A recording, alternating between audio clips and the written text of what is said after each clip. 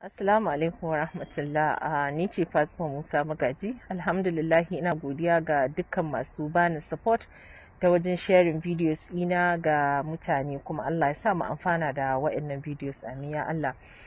Ina so dan yi bayani ne kaɗan akan sakonni da nake samu musamman ga 'yan uwana mata. Da yawa daga ciki suna so in yi magana ne akan yadda mazajen aure ke yawan chatting, kuma ana su gani ko in ce ana mu gani suna chatting ne da 'yan mata. To ni gaskiya abin da zan faɗi anan shine zan yi kira ga 'yan uwa maza da do Allah, duk abin da za ka yi kasancewa iyalinka is very very important to you. Ni ba hurumi na bane in ce muku kaza haramun kaza ba haramun ba, wannan malamai suna nasu kokari, kuma Allah ubangiji ya saka ma malamanmu da alkhairi.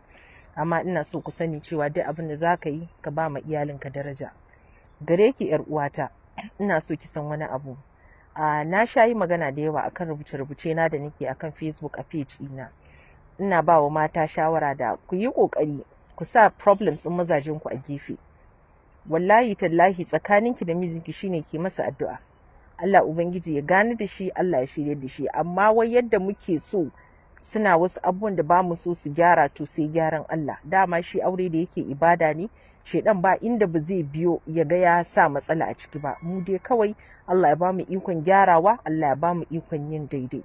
Shawarar da zan baki shine ki daina bincikan wayan mai gidanki, ki yi kokari ki daure ki roki Allah ya baki iko ki daina masa bincike a waya, babu ruwanki da wayarsa.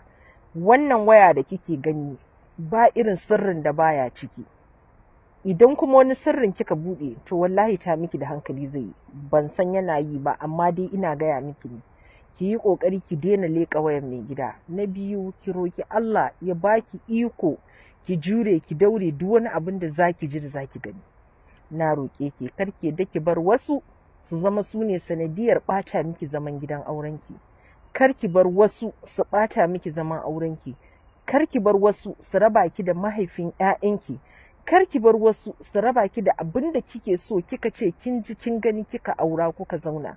Dan yanzu kuna samun matsala da shi, zaki ba ma wasu dama su daɗa rusa miki gida. Kar ki sake ki wannan mistake din.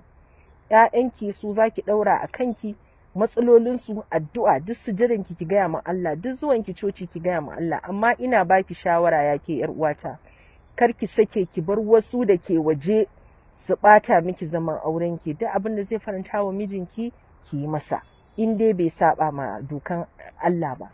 Duk abin da kuma zai ɓata mijinki ki kokari ki bar shi. Amma ni ina gaya muku ɗan uwana mata, ku rabu da harkan wayan mazajen ku. Chatting ba babu ruwanki da shi.